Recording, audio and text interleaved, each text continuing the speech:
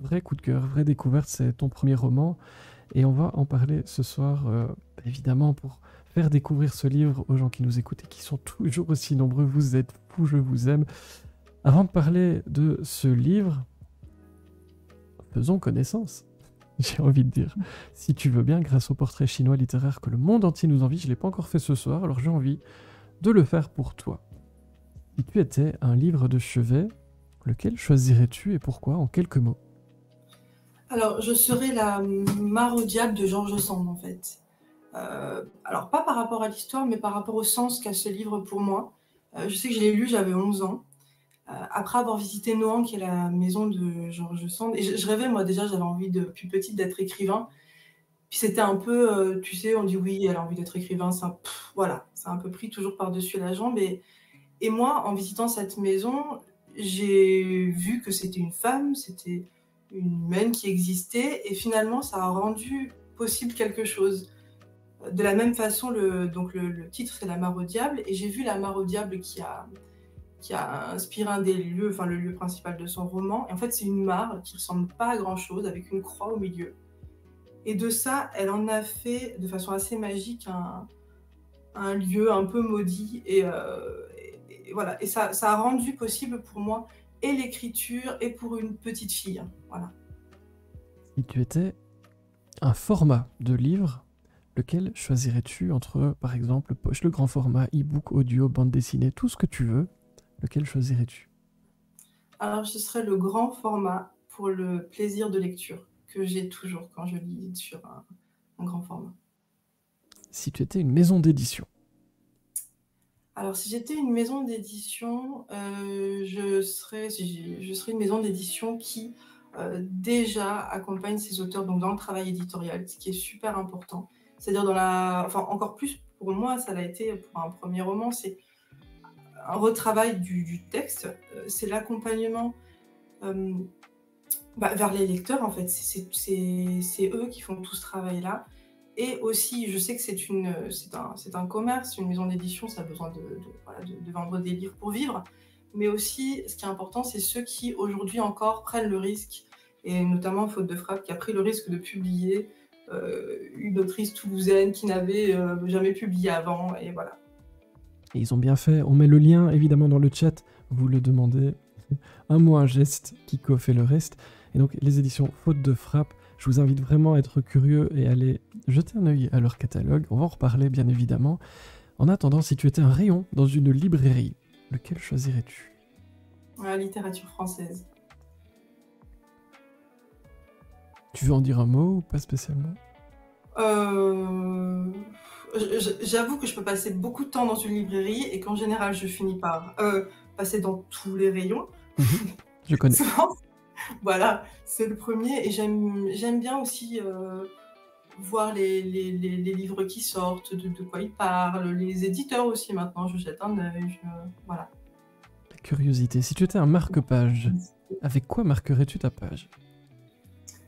Alors, un morceau de sopalin déchiré. J'aime bien. Utilisé ou pas? Alors, non, mais il peut être utilisé ensuite en cas de moment d'émotion. Ah voilà, mais c'est Tu vois. Ah mais non, mais c'est important. C'est important. Ça donne une bonne idée. Mais au fur et à mesure des lives du jeudi, je note vos bonnes idées. Hein.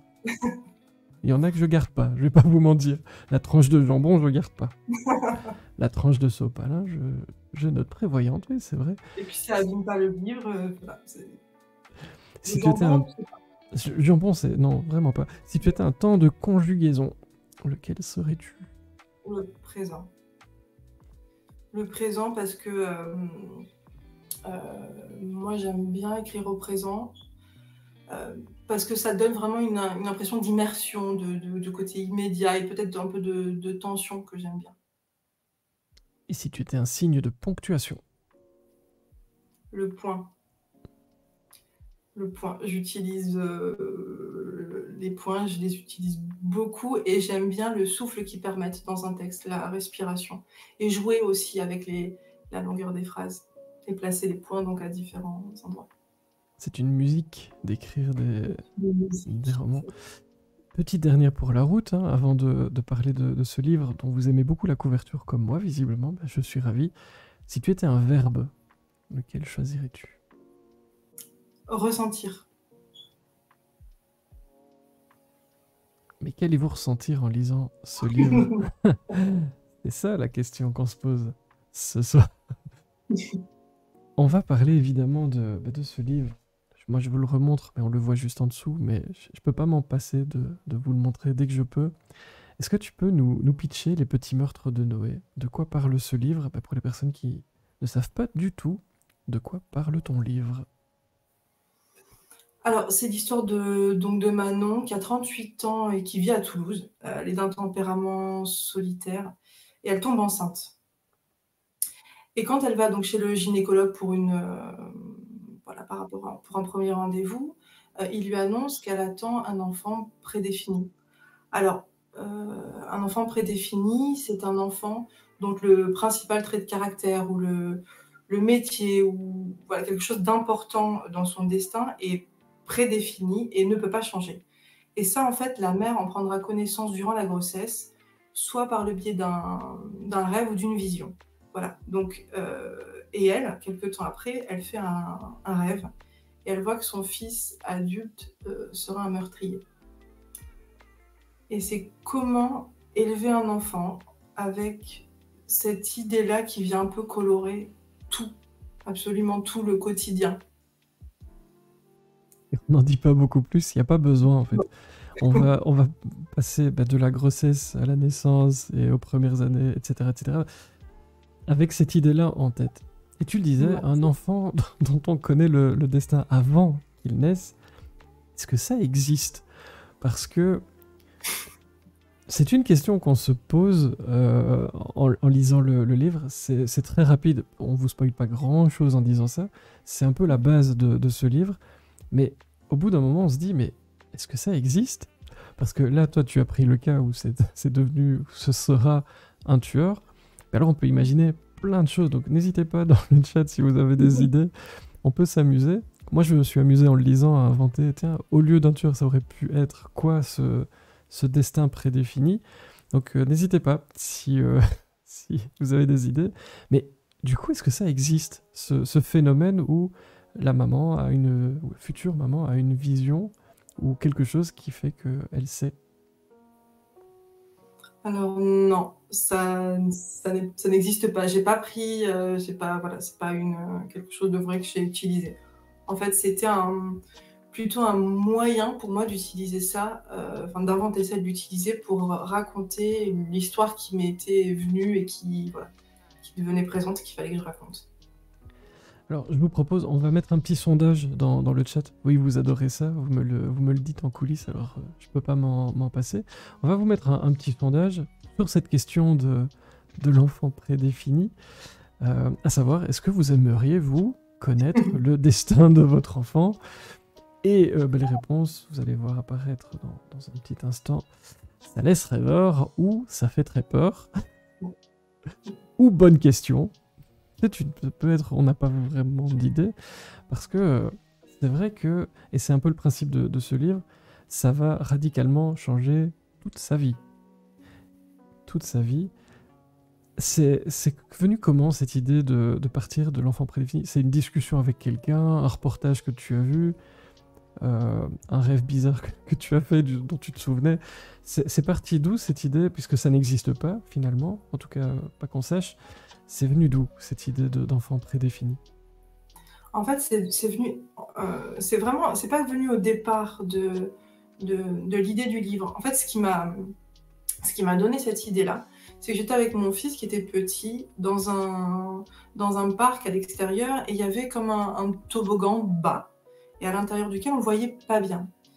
Et une idée m'a traversée, comme parfois des stress peuvent traverser, me dire mais si, et si là-dedans il y avait un petit psychopathe avec mon fils? Voilà, c'est vraiment voilà, des idées qui traversent, des peurs. Et je me suis demandé, mais est-ce que ça existe un enfant psychopathe? Donc j'ai regardé et j'ai vu que oui. Et je me suis dit, mais ces enfants-là, ils ont des parents. Voilà.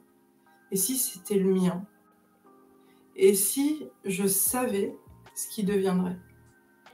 Comment je réagirais? Alors là, j'avoue que la réponse était compliquée. Et, et donc il me fallait et vraiment voilà, j'avais envie de raconter cette histoire-là, et je me suis dit mais comment la raconter? Pour ça, il fallait qu'il y ait une vraie possibilité que cet enfant soit un tueur plus tard. Sinon, voilà, le livre ne pouvait pas être raconté. Et le moyen que j'ai trouvé pour pouvoir plonger le lecteur dans cet univers, avec cette idée-là, que c'était ce qui arriverait probablement, et ben en fait, c'est ça qui m'est venu en y réfléchissant, et c'est cette idée-là d'enfant prédéfini, et puis de le poser dans quelque chose qui puisse être scientifique le plus possible. Oui, parce que il y a un côté un peu fantastique au fait d'avoir une vision, etc. Mais c'est vraiment pour ne pas que ça vous effraie, c'est vraiment très minime en fait dans le livre. C'est juste l'idée de base qui fait que tout le reste est possible. Mais donc c'est pas du moyen, tout. en fait. C'est le moyen, c'est pas du tout. Parce qu'on me pose la question, c'est pas un roman fantastique où on invente des visions, des choses étranges. C'est vraiment le postulat de base. Et puis ça permet au livre de se développer. Alors, c'est pas le but de la maison, mais je regarde le sondage. Aimeriez-vous connaître le destin de votre enfant? Et c'est assez intéressant. Le ça laisse rêveur, il y a personne qui trouve que ça laisse rêveur de connaître le destin. On a trois personnes qui disent ça fait peur, ça je peux comprendre, et puis d'autres qui ne savent pas trop. Bonne question. C'est-à-dire que ça dépend peut-être de la réponse, si c'est un truc cool ou un truc moins cool. Je sais pas, dites-nous dans le chat si c'est pour ça que vous avez mis bonne question, ça m'intéresse. Mais alors, on n'est pas ici pour rentrer dans ta vie privée, on s'en fout, hein, mais... Et puis ça ne nous regarde pas, comme diraient les autres. Tu as un fils, tu disais, je crois qu'il doit avoir une dizaine d'années, ça s'est mis dans le livre, donc je ne révèle rien de terrible. Est-ce que tu aurais aimé, toi, connaître son destin après... qui n'est pas obligé d'être un tueur en série, je précise. Hein. Peu importe le destin en question. Est-ce que tu aimerais? Après ce que j'ai écrit, non, parce que je pense que ça colore trop, en fait. J'imagine que ce soit positif ou négatif, j'imagine que ça oriente beaucoup. Enfin, ça orienterait beaucoup, en tout cas, ma façon de l'éduquer. Je trouve que moi, je trouverais ça dommage. Ça fermerait, en fait, des possibilités, je trouve. Est-ce qu'il a lu le roman? Non. Tu en as parlé avec lui du thème et des choses comme ça? Il m'a posé la question, en fait, quand je lui ai dit que voilà, qu'il connaît ma passion, hein, depuis pour l'écriture. Il me voit sur l'ordinateur et dans mes papiers, dans mes carnets. Et je lui ai dit que le livre allait être publié. Il a vu le livre, mais il est trop petit et trop petit pour le lire. Mais il m'a posé la question. Il m'a demandé de quoi ça parlait, où je lui ai expliqué. Et sa réponse m'a fait beaucoup rire. Il m'a dit « Ah, maman, il y aura certainement plein de psychopathes pour lire ton livre. » Tadam. Voilà. Ah oui, ce que vous voulez. On fait partie, Frédéric, merci. Alors, Fanny dit « Parce que je crois que l'on peut changer son destin et que cela me stresserait de savoir. » Je suis d'accord avec le fait que ça orienterait. Oui. En bien ou en mal, hein, on insiste ici, c'est un point de vue. Alors, tu l'as dit, le destin de Noé, lui, est un peu particulier, un tueur en série, tout va bien. Est-ce que tu voulais explorer les limites de ce qu'on appelle l'amour inconditionnel ou pas d'une mère pour son enfant? C'était un des thèmes que tu voulais aborder, j'imagine. Est-ce que tu peux nous expliquer en quelques mots? C'est vrai que c'est la question... C'est la question qu'on peut se poser aussi, puis moi qui ai eu un enfant, c'est particulier quand même cet amour qu'on ressent pour un enfant. C'est fort, c'est un peu... voilà, c'est une sensation qui est un peu... ça peut être vertigineux. Et je me suis demandé jusqu'où ça peut aller. Alors, quand on est dans un quotidien normal, ça va jusqu'à... Voilà, il y a plein de gens qui sacrifient pour leurs enfants, qui les élèvent du mieux qu'ils peuvent, voilà. Mais je me suis dit, jusqu'où, et je me suis posé la question pour moi, jusqu'où on pourrait aller. Et ce qui me fait peur, c'est que j'ai pas eu la réponse, en fait, vraiment. C'est vrai que tu explores pas mal de possibilités. Est-ce que c'est un livre qui va parler beaucoup aux mères, peut-être au père aussi, au beau-père? Ouais, au père Moi, aussi, je j'ai trouve parce beaucoup que d'amitié. je pense que ce serait une erreur de dire que c'est un livre pour les mamans. C'est un Ouais, petit avis personnel. Je sais pas ce que t'en penses, mais c'est vrai que quand on est parents, beaux-parents, bref, quand on a des enfants dans son entourage, euh, on influence finalement en partie son avenir. Et c'est vrai mm, qu'il y a ce côté, voilà, tous les choix, mais ce sont des choix au quotidien, tout le temps. Et je me disais, mais comment se sont passées tes recherches dans le sens, est-ce que tu as pris des notes dans ton quotidien en disant, ok, si ça se passait comme ça, alors le petit déjeuner, je devrais dire ça, ou bien est-ce que c'est spontanément en écrivant que tu t'es dit, voilà, on part là-dessus, on évolue avec l'âge de la grossesse puis de la naissance, etc. Euh, Comment tu as travaillé en fait est-ce que tu as été pioché dans le quotidien? Est-ce que tu as posé des questions à d'autres personnes, d'autres témoins? Comment tu as travaillé? En fait, je l'ai écrit assez spontanément. Je pense que je l'ai pris de la même façon, tout de suite, comme c'est écrit dans le livre, de façon chronologique, en fait, qui suit la petite enfance et puis la mère, en fait, et cet enfant, enfin, qui grandit et leur relation qui grandit et les choses qui évoluent un petit peu, voilà. Et je l'ai vraiment fait de façon spontanée, comme ça, en suivant le fil du temps. Et c'est presque venu tout seul, en fait. J'ai pas fait de recherche, j'ai pas posé de questions. Et j'ai même pas beaucoup réfléchi, en C'est fait. c'est spontané et sans transition avec ma prochaine question. N'hésitez pas, hein, si vous avez des questions, je regarde dans le chat aussi.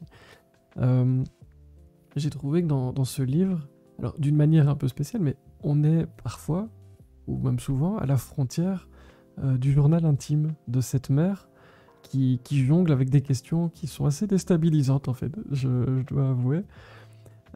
Pourquoi as-tu opté pour cette narration-là, un peu à la limite du... En tout cas, moi c'est comme ça que je l'ai...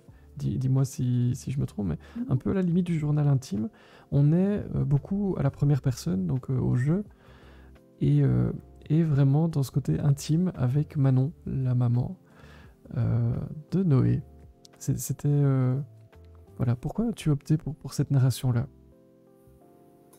Moi, j'avais envie qu'on soit vraiment plongé dans son esprit et que justement, tout ce qu'elle ressent, tout ce qu'elle traverse, j'avais envie qu'on le ressente au plus, voilà, que ça colle quasiment quoi, quand on le lit, que ça nous emmène, que ça, vraiment de le ressentir et de le vivre.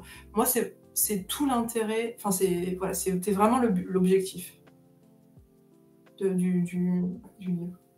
Et c'est immersif alors aussi. C'était C'est ça. voilà, la Ouais. volonté que...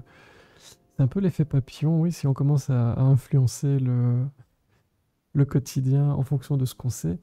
Et donc le Belge qui nous dit, ce qui me fait peur est le biais que tu as. Si tu connaissais son destin, tu n'en décrocherais pas. Tu fais quoi? Tu l'aides à changer ou tu le fais devenir un tueur en série sympa? Et si tu, et si tu restais dans ce biais et qu'il décidait de changer? Et si tu avais mal compris sa destinée et qu'il ne devenait pas tueur en série? Et alors, sans vous révéler quoi que ce soit, euh, je me disais, tiens, je me suis posé cette question. Est-ce que c'est un, et je vous dis pas le oui ou non, est-ce que c'est un jeu où on a mal compris au départ et qu'en fait ça oriente tout? Il y a des tas et des tas de questions qui se posent autour de ça, mais je vois que ça vous fait aussi cogiter dans le chat. C'est très bien. Les livres sur les tueurs en série, en fait, je réfléchissais un peu, mais il y en a beaucoup, évidemment. Euh, le Belge Kini nous parle aussi de je suis un serial killer. Ah, je sais plus si c'est Fred Mars ou un autre. Non, c'était le manuel du serial killer. Dis-nous un peu l'auteur, j'ai un doute. Mais donc il y en a beaucoup de toute façon. Mais alors se placer dans la tête de la maman, en l'occurrence ici, c'est déjà beaucoup plus rare. Tu voulais un peu titiller le jugement des lecteurs, qui en fait qu'ils se posent les mêmes questions que Manon. Ouais, exactement. Exactement. C'était vraiment ça. Et c'est souvent ce qui m'est renvoyé ou ce que même je m'amuse à faire parfois quand je suis en dédicace, c'est demander aux gens, mais et vous, qu'est-ce que vous auriez fait? Et je trouve ça très drôle parce que Parce que les réactions, c'est assez, les gens sont assez, enfin, c'est assez désarmant, quoi, comme question. Eh ben, Donc je voulais, on va la puis voilà, poser aux gens dans le chat. Vous feriez quoi à la place de vous feriez, Manon? ouais. Voilà, vous avez 10 minutes pour nous dire ce que vous auriez fait.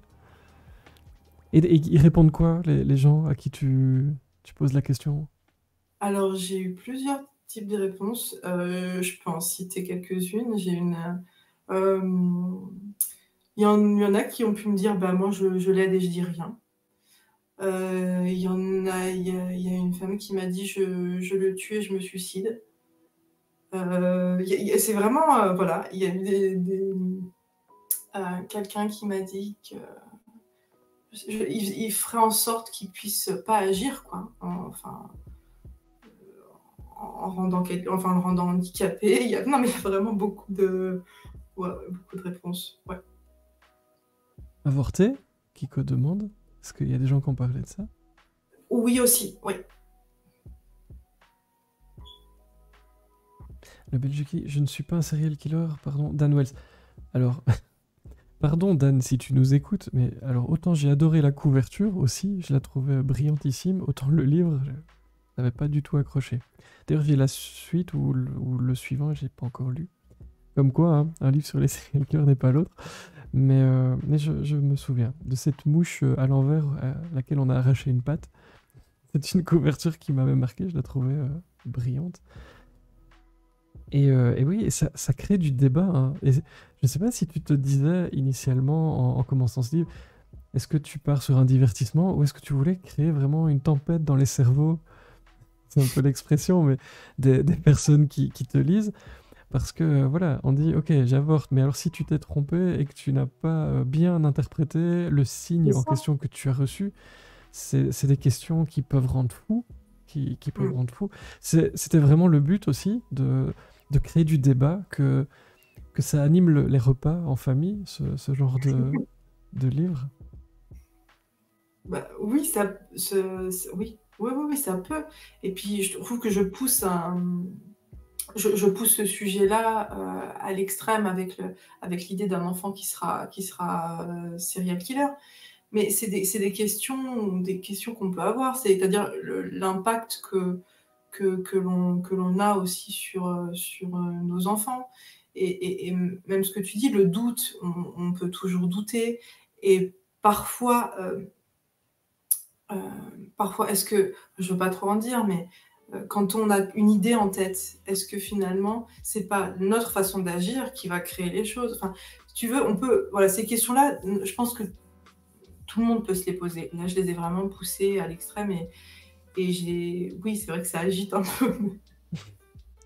Ça fait un peu tempête. Et on voit hein, donc dans le chat, je sais pas si tu vois les commentaires, mais si pas. Donc, Je regarde mon téléphone, mais c'est vrai que tu c'est un regardes tout un petit, petit peu. je Mais vois oui, pas bien. c'est souvent. Mais je te dis, donc Fanny nous dit j'avorte, mais je pense que tant qu'on ne sait pas si cela arrivera vraiment, c'est un vrai dilemme. Ça, c'est un peu le syndrome de. Changer les choses aussi, tu vois, la question aussi peut c'est- se poser. Est-ce qu'on, voilà, jusqu'où, est-ce qu'on ouais. on peut vraiment faire en sorte que quelque chose qui est défini puisse changer? On peut toujours avoir plein de doutes. Ou d'avoir mal compris, mais il y a aussi le fait de dire ok, je suis sûr de ce que je ferai, mais tant que ça n'arrive pas, c'est très facile d'être sûr. Mais le jour où ça arrive vraiment, et l'exemple le plus fréquent, c'est théorique, mais c'est amusant, ce sont les personnes qui vous disent si je me balade, si je fais mon jogging le long de l'eau, d'un fleuve ou que sais-je, et que je vois quelqu'un se noyer, la plupart des gens ont une réponse, c'est je saute ou je saute pas. Eh ben, il y a une étude comme ça qui est super marrante qui dit que, en gros, les gens qui disent je saute sont plutôt frileux au moment où il faut vraiment sauter. Et les gens qui se sont toujours dit jamais je saute dans l'eau, eh ben, seront peut-être, eux, voilà, tentés. Bref, tout ça pour dire qu'on ne sait que quand on est dans le cas, finalement. Et je continue à dire, vaut-il mieux regretter un avortement ou regretter de ne l'avoir pas fait et que la destinée se vérifie? Vous avez 2 heures, nous dit Kiko. Mais oui, et moi, c'est ce que j'ai. Vous êtes un peu en train de le vivre dans le chat, mais moi, c'est ce que j'ai vécu en lisant. C'est exactement ça qui se passe dans son cerveau. On se dit, ok, je fais quoi? Et plus ça avance, on se dit, ok, est-ce qu'il y a moyen de récupérer? Est-ce que j'ai mal compris? Ça n'arrête jamais. Et donc, c'est vraiment très très chouette comme livre parce qu'il y a le livre et puis il y a celui qui se passe dans votre tête en même temps. C'est vraiment une expérience assez intense et originale quand on est vraiment dans ces questions-là, de dire, ok, dilemme moral, qu'est-ce que je fais et qu'est-ce que la société penserait de mes choix si elle savait que je suis en train de faire ces choix-là? Parce Oui, au final, personne ne sait qu'on est en train de vivre cette tempête dont on parlait il y a 2 minutes. Et donc, il y a toute la société autour qui croit que tout est normal. Et c'est assez amusant de se projeter comme ça. Dans ce livre, on y revient évidemment, mais peu de personnages, malgré tout. J'avais envie de dire, c'est un livre qui va à l'essentiel à ce niveau-là. On est, comme je disais, sur plutôt comme du journal intime, peu de personnages, des questions. C'est facile à suivre en fait, hein, c'est chronologique. C'était ton but aussi, d'aller à l'essentiel, de simplifier les choses pour compliquer ce qui se passe dans notre tête, peut-être. exact.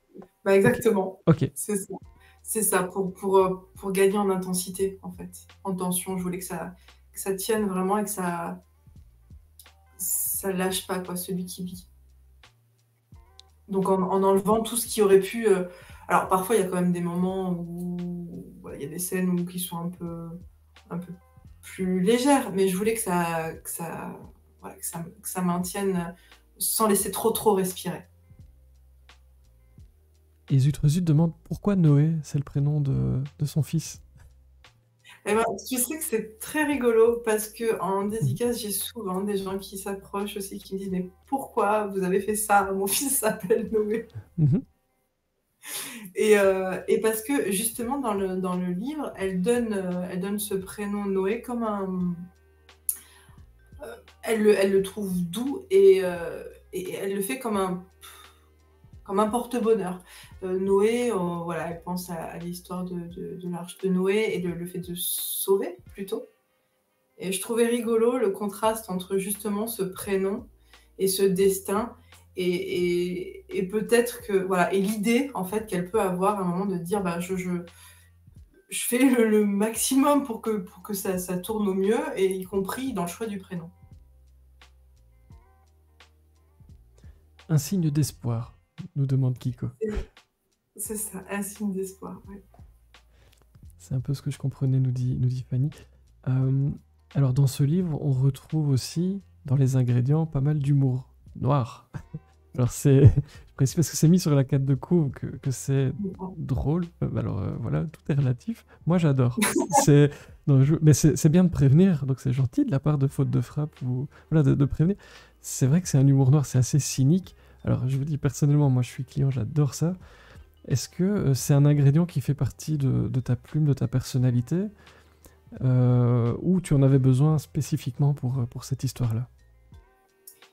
Non, je crois que ça fait vraiment partie de ma plume et aussi de ma personnalité. Ouais, cet humour-là. Et ça permet quoi, Franchement, je suis l'humour perdue dans les livres comme ça? Ça te permet quoi quand tu écris?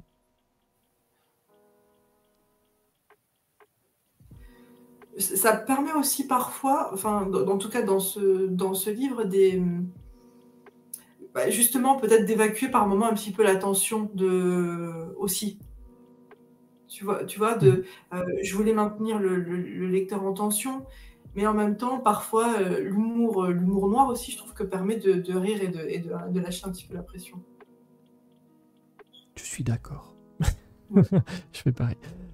Premier roman, je le disais tout à l'heure, mais en vérité, tu écris depuis très longtemps, très très longtemps. Ça aussi, c'est mis dans la petite bio dans le livre. Qu'est-ce qui t'a décidé à sortir les petits meurtres de Noé du tiroir et de te lancer finalement dans la publication de ce livre? Alors honnêtement, moi oui, donc j'écris depuis longtemps. J'avais envoyé, hein, déjà des manuscrits à d'autres éditeurs qui n'ont jamais trouvé leur maison. Et en fait, là, c'est en fait, c'est un soir, un mail envoyé à ce livre que j'avais envoyé, en fait, quand il était sous format au départ, il était plus court, donc je l'avais envoyé. On m'avait conseillé de le rallonger parce qu'on m'avait dit qu'il était plutôt sous format novella. Donc je l'ai retravaillé, donc j'en ai fait un vrai roman. Enfin, voilà, un roman plus long, quoi. Mhm. Et donc je l'avais envoyé, puis je l'avais laissé de côté. Et soir, je suis tombée sur le site des éditions Faute de Frappe. et j'ai envoyé le mail. Et en fait, voilà, c'est vraiment eux, hein. Voilà. Marc, merci du fond du cœur pour cette excellente découverte, vraiment. C'est donc le roman publié aux éditions Faute de Frappe, on en parlait tout au début. Excellente maison, vraiment, soyez curieux, allez voir ce qu'ils font. Ça s'est passé comment pour toi, cette recherche? Il t'a répondu, j'imagine, à ce mail, et puis, il se passe quoi quand on reçoit une réponse comme ça?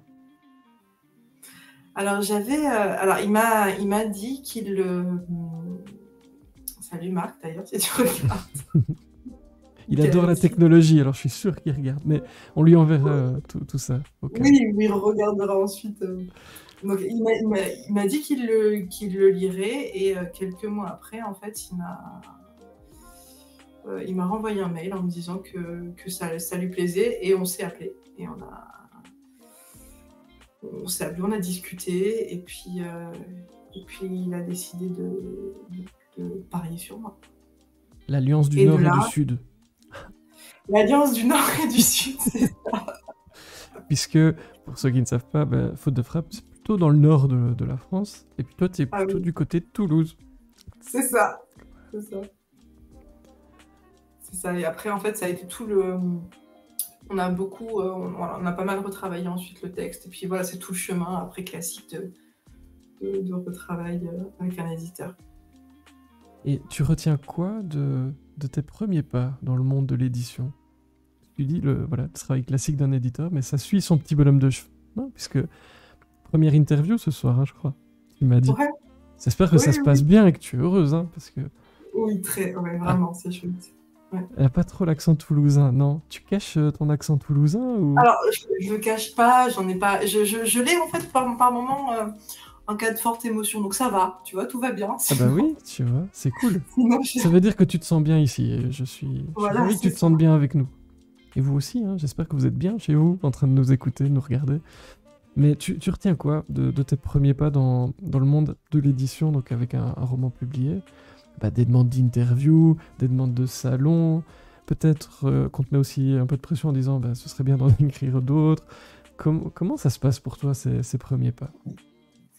Alors, vraiment, ça se passe bien. Je suis très contente parce que c'est un rêve que j'avais depuis longtemps. Écrire, j'adore ça depuis toujours. Et voilà, avoir mon livre sous format papier comme objet, c'était déjà en soi génial, vraiment. Donc ça se passe bien, et puis c'est tout un monde qui s'ouvre. Alors après, il y a aussi il y a eu les premières dédicaces, j'en ai fait pas mal. C'est discuter avec les gens, c'est les retours aussi, ça c'est génial. Voilà, ceux qui prennent le temps. D'ailleurs, c'est super précieux ça. Enfin, pour moi, puis je pense que pour beaucoup d'auteurs, de publier, de m'envoyer leurs avis, de me dire ce qu'ils ont ressenti. Je sais que ça donne aussi envie à d'autres d'acheter. Donc voilà, la rencontre des gens aussi est super. Et puis le travail, que ce soit le travail éditorial du texte, améliorer encore l'écriture, apprendre plein de choses, parce que j'ai appris plein de choses. Donc non, c'est vraiment top. Là, tu parles des retours de lecture, on en parlait avec Jacques tout à l'heure, où justement lui disait, à un moment il faut pas trop tout lire non plus, les retours, parce que ça peut avoir plein d'effets positifs, négatifs, ça peut faire des tas de choses, les retours. Toi, pour l'instant, tu te dis plutôt, non, justement, envoyez-moi tout ce que vous avez pensé du livre. C'est important pour toi de lire tout. Tu ne te dis pas, ok, je ne regarde pas de peur peut-être d'avoir de temps en temps un mauvais commentaire, ça on en a tous, il n'y a pas de souci, ou d'autres choses. Toi, c'est important pour toi d'aller voir quand même ce qu'on dit de ce livre En fait, ça m'est directement envoyé. Je reçois des messages privés ou sur les réseaux sociaux, ça m'est envoyé. Et je sais, c'est un premier roman, je sais que Faute de Frappe est une petite maison d'édition.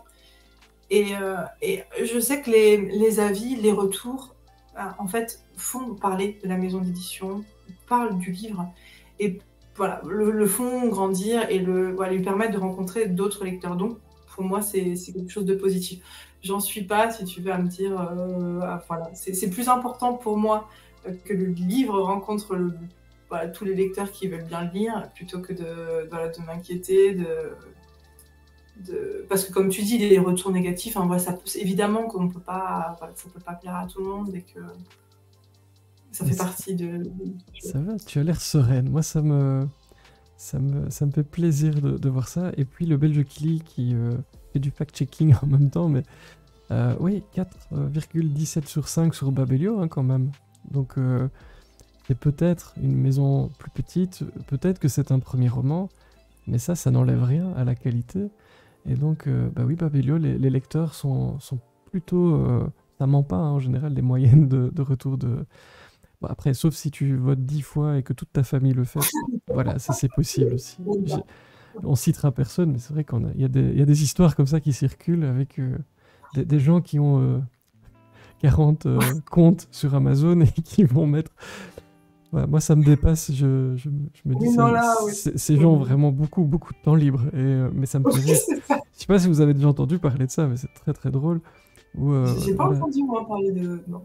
on en reparle, mais c'est... Voilà, donc si tu as du temps à perdre, tu crées plein de comptes Amazon et tu vas mettre des... Enfin, c'est un peu désespérant, en vrai. Oui, non. Mais superbe retour de Laurent Fabre. C'est vrai, j'ai vu ça, Laurent, qui a vraiment beaucoup, beaucoup aimé. Euh, et vraiment, moi, je ne dis pas ça parce que quand je le pense, je le dis. Voilà, et quand je le pense pas, je le dis pas. Vraiment, j'ai passé un excellent moment. Et je te l'ai dit, hein, je crois, mais pour vous qui nous écoutez, ce que je dis en off, je le dis en live aussi. Hein, je suis comme ça, moi, vous savez. Quand j'ai refermé le livre, j'étais avec madame. J'ai refermé le livre. Et elle m'a dit, tiens, t'en as pensé quoi? Et je lui ai dit, si elle ne déconne pas, elle ira loin. Elle ira vraiment loin. Parce que pour un premier roman publié, maintenant, comme tu as dit, tu écris depuis très longtemps, il y a déjà tellement, tellement, tellement de bonnes choses dans ce livre. Et puis, bah, comme tout le monde, on progresse au fil du temps en faisant, on devient un faiseur, comme on dit.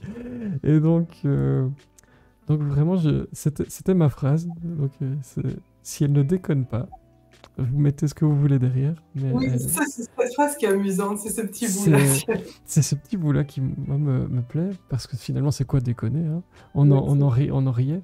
Mais vraiment, j'en profite de ce live et de cette soirée pour te dire, je te souhaite vraiment le meilleur. Je sais pas ce qui va arriver, parce que tu n'es pas une romancière prédéfinie, c'est ça le problème. J'ai... Mais j'ai eu une vision quand même, je me suis dit, il y a quand même quelque chose. On en parlait avec Marc, bah, ton éditeur aussi, il a dit, il y a quelque chose. Moi, je crois qu'on va encore entendre parler de toi, et c'est plutôt une excellente nouvelle. Donc vraiment, bravo pour ce livre. J'espère que les gens qui nous écoutent seront curieux, parce que ça crée plein de débats, et c'est très très chouette à lire. Ça se lit très très vite aussi. Au passage, mais j'en profite, je sais pas si tu veux dire un mot dessus, mais pour tirer mon chapeau, je l'ai fait chaque fois que j'ai parlé de ton livre en montrant la couverture, mais à Bertrand Binois, pour cette couverture.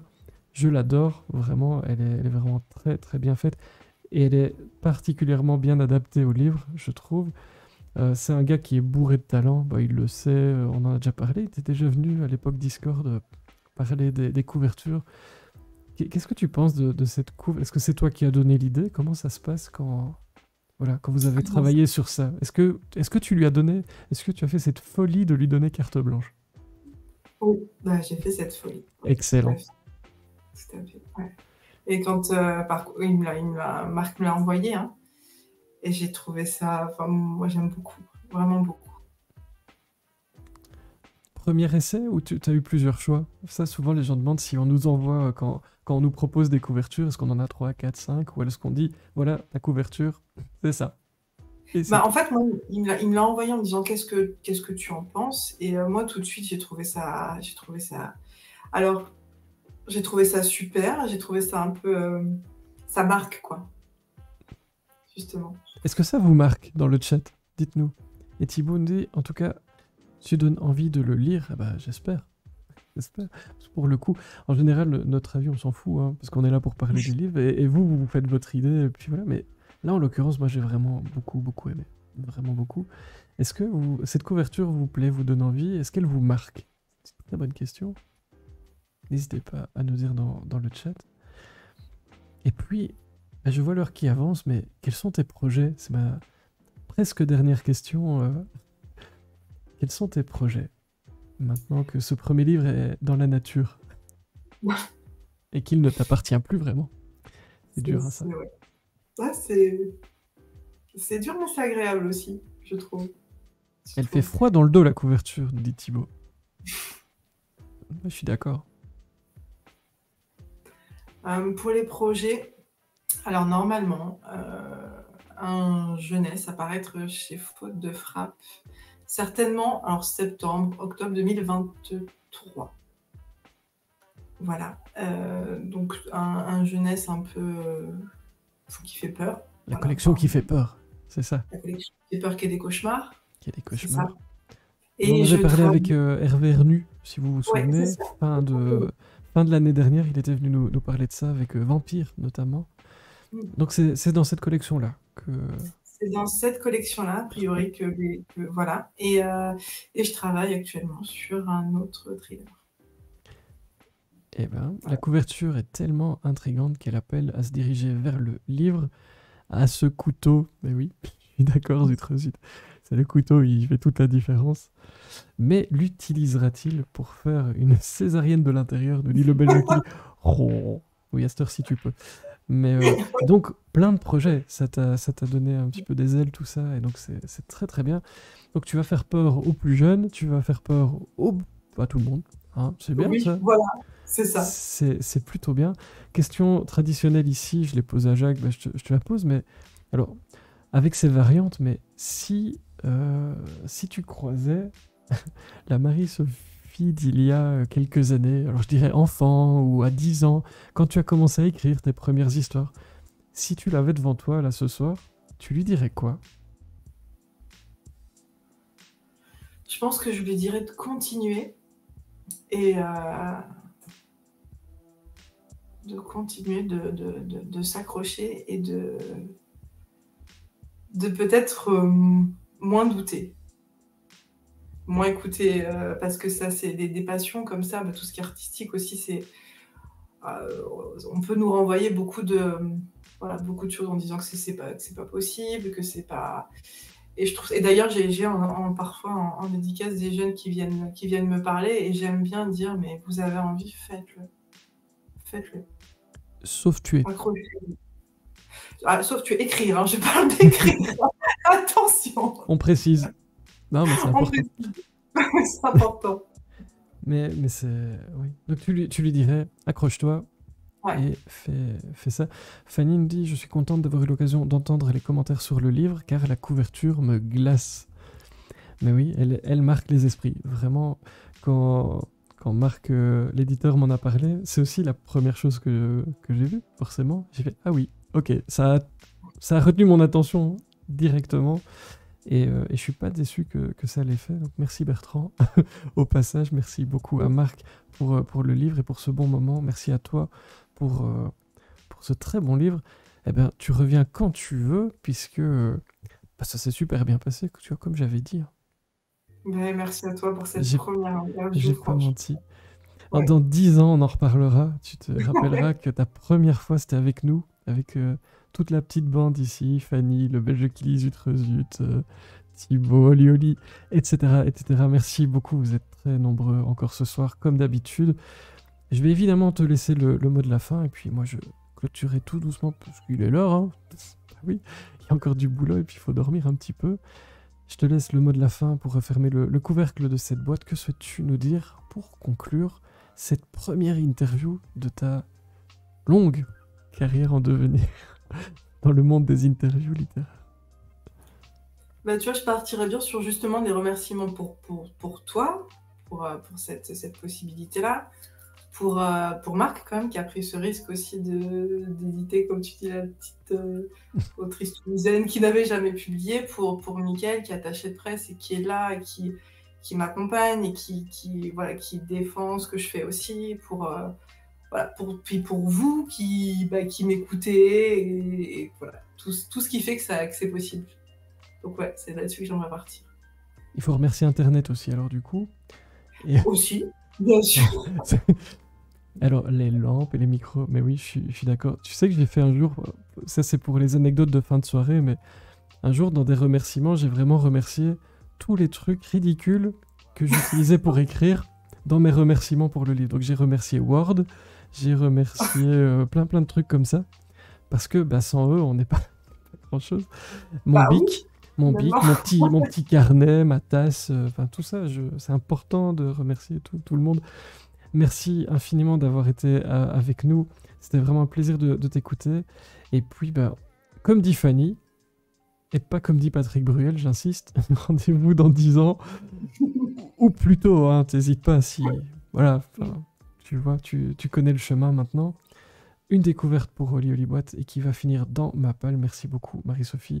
Bah, écoute, merci. C'était super intéressant. J'espère que tu as passé un bon moment parmi nous, mais Très visiblement, cool. oui. Très bien.